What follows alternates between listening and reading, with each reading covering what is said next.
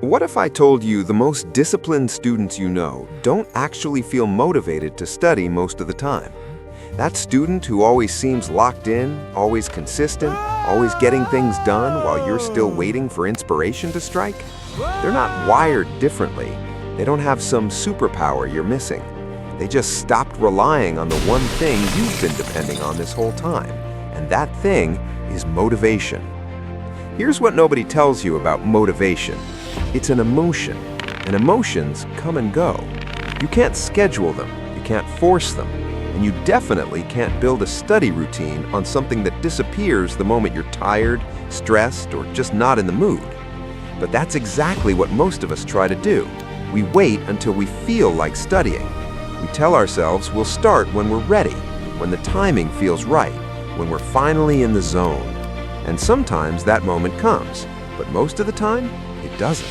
So we scroll instead. We tell ourselves tomorrow will be different, and then tomorrow comes and we do the exact same thing.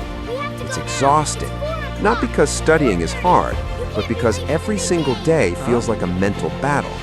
You're constantly negotiating with yourself. Should I start now? Maybe after this video? Okay, one more. I'll definitely start at 4. Okay, 4:30. Actually, I'll just do it tonight. And before you know it, you're cramming at midnight again, running on guilt and caffeine, wondering why you can't just be consistent like everyone else. But here's the thing, you're not the problem.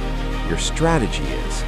You've been treating discipline like it's about willpower, like if you just tried harder, pushed through more, forced yourself to sit down and focus, eventually you'd become that disciplined person. But discipline doesn't work that way. Willpower is a limited resource. It runs out, and when it does, you default to whatever is easiest. That's why the students who seem effortlessly consistent aren't actually pushing harder than you. They've just made studying the path of least resistance. Let me explain what that actually looks like. Think about someone who studies at the same time every single day. Maybe it's right after school, or right after dinner, or first thing in the morning. They don't sit there wondering when to start because the decision is already made. There's no internal negotiation, no should I or shouldn't I. When that time hits, they study, not because they suddenly feel inspired, but because that's just what happens at that time. Now think about someone who always does their work at the library or a specific corner of their room. Same thing. The environment is a cue. When they're in that space, their brain switches into study mode automatically. It's not magic, it's association. They've done it so many times that being there means doing the work. No motivation required. Compare that to how most of us operate. We study in the same place we watch Netflix. We keep our phones right next to our notes. We have 47 tabs open, and then we wonder why we can't focus. Our environment is screaming distractions, and we're trying to use pure willpower to ignore all of it. That's not discipline. That's a losing battle. So here's the mindset shift that changes everything. Discipline is not about being stronger. It's about being smarter. It's about designing your environment, your schedule, and your habits so that studying becomes the default, not something you have to force. Let me give you a few real scenarios so this clicks. Scenario 1. You come home from school, drop your bag, and immediately open your phone. 2 hours disappear. Now it's late, you're tired, and studying feels impossible. The problem isn't laziness, it's sequence. You put the easy thing first, and now you have no energy left for the hard thing. Flip it. What if before you touched your phone, you opened your notes for just 5 minutes? Not an hour, not a full session, just 5 minutes of looking at what you need to do. Most of the time, once you've started, you'll keep going. And even if you don't, you've already done more than you would have scrolling. Scenario 2. You have a huge exam coming up. You keep telling yourself you'll study all weekend, but when Saturday comes, you don't feel like it. So you push it to Sunday, then Sunday night.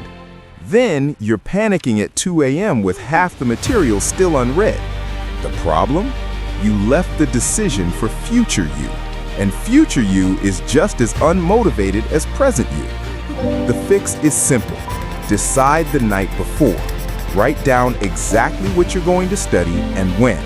Not vaguely, specifically. Tomorrow at 10 a.m., I'm reviewing Chapter 4 at my desk. When you wake up, the decision is already made. You just follow the plan. Scenario 3. You study in your bed with your phone next to you, notifications on, group chat popping off. Every 2 minutes you check something. After an hour, you've barely absorbed anything, but you're mentally exhausted. You feel like you studied, but you didn't really. This is fake productivity, and it's draining you without giving you results. Environment matters more than effort. Put your phone in another room. Study somewhere that isn't your comfort zone. Make distractions physically harder to access.